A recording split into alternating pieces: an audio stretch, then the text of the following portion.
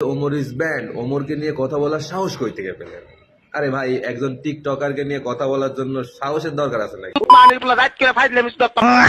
বিশ্বাস করেন এই সাপড়ি দুইটারে নিয়ে ভিডিও বানানোর আমার কোনো ইচ্ছাই ছিল না, জাস্ট ভিউজের জন্য ভিডিওটা বানাচ্ছি। কারণ আমার ভিডিওতে ভিউজ আসে না, ভিডিও বানায় হুদাই, তাইতে সবাই আমার নাম দিয়েছে রোস্টার ফারাবি বোদাই।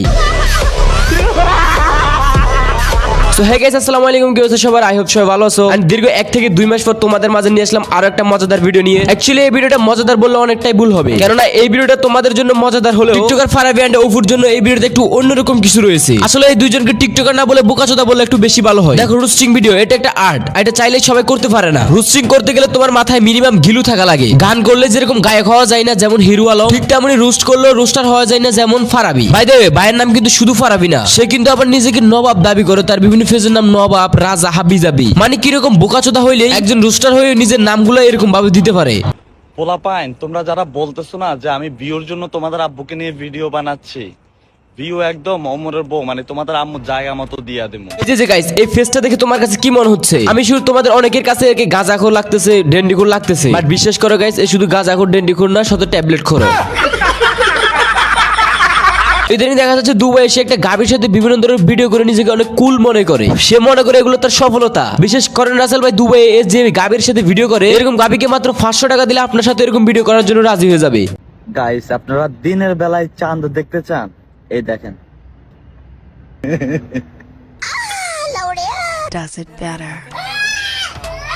কিরে ভাই, দিনের বেলা চাঁদ দেখানোর নাম করে তুই আমাদের এটা কি দেখাইতেছস? দিনের বেলা চাঁদ দেখানোর নাম করে সে আমাদেরকে গাবি দেখাইতেছে, তার পার্সোনাল গাবি। মিস্টেক, যদিও এটা তার পার্সোনাল গাবি না, এটা হচ্ছে সরকারি গাবি, যে কেউ চাইলে ইউজ করতে পারেন। এই বুকচুদ অপু ভাই যখন দেখলো যে নিজের এখন আর ভিউজ হচ্ছে না, নিজেকে ট্রেন্ডে রাখার জন্য কিছু না কিছু করতে হবে, তখনই সে শুরু করলো দুবাইয়ের গাবি নিয়ে ভিডিও।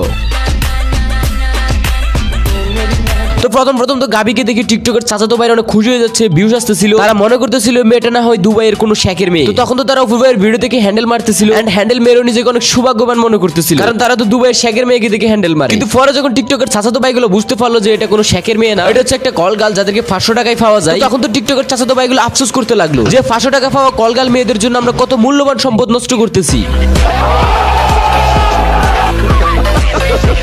গাইস, আমাদের ইউটিউবে কিন্তু 50,000-এর একটা পরিবার হইতে আর কিছু মতো সাবস্ক্রাইবার লাগে। তো তোমাদের কি মনে হয় কে সেরা, উমরন ভাইয়ের নাকি ফারাবি আর টিকটকার অফু? তোমরা যারা উমরন ভাইয়ের সাপোর্টার আছো সবাই সাবস্ক্রাইব করো, আর যারা অফু আর ফারাবির সাপোর্টার আছো তারা কমেন্ট করো। আমি দেখতে চাই আসলে উমরন ভাইয়ের পাওয়ার কত, একদিনে 50,000 সাবস্ক্রাইবার হবে তো? যদি তোমরা সাবস্ক্রাইব করো, এন্ড যারা ফেসবুক পেজ থেকে ভিডিওটা দেখতেছো, এই ভিডিওর কমেন্ট বক্সে কিন্তু আমাদের ইউটিউব চ্যানেলের লিংক দেওয়া থাকবে, সবাই সাবস্ক্রাইব করো। তাহলে কিন্তু আমি ফারাবি আর টিকটকার অফুকে নিয়ে আরো একটা ভিডিও আনবো, যেখানে তাদেরকে আরো কড়া লেভেলের বাস দেওয়া হবে। সো তাড়াতাড়ি সাবস্ক্রাইব করো।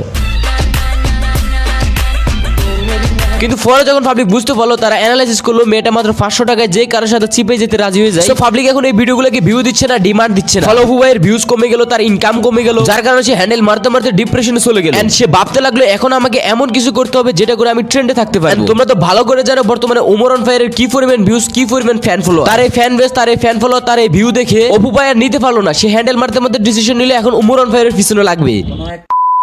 নিজেকে ব্র্যান্ড দাবি করে, আর কিছু পোলাপাইন ওরা আব্বা আব্বা বলে, আর সে কয়েকদিন পর পর এসে একটা ভিডিও কইরা বলবে যে ধামাকা আসতেছে, কাপল ব্লগারদেরকে নিয়ে, টিকটকারদেরকে নিয়ে ধামাকা আসতেছে, মানবতার ফেরিওয়ালাদেরকে নিয়ে ধামাকা আসতেছে।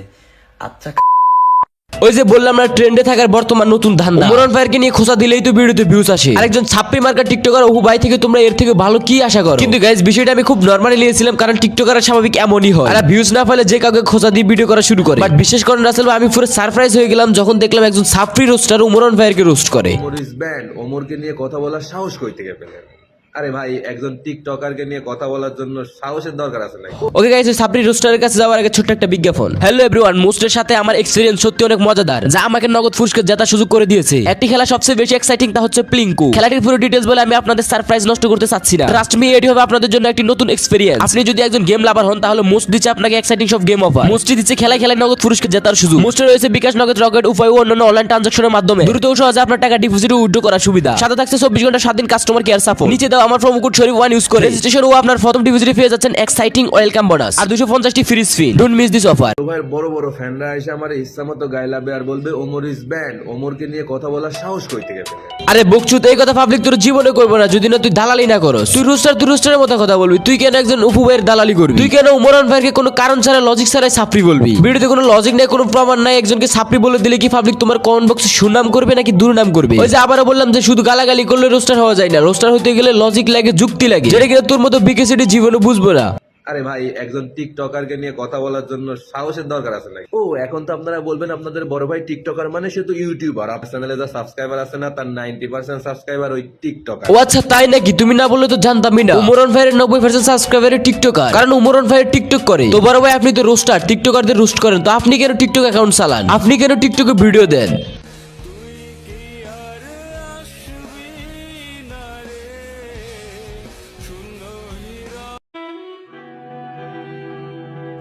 কিরে মামা কি হয়েছে?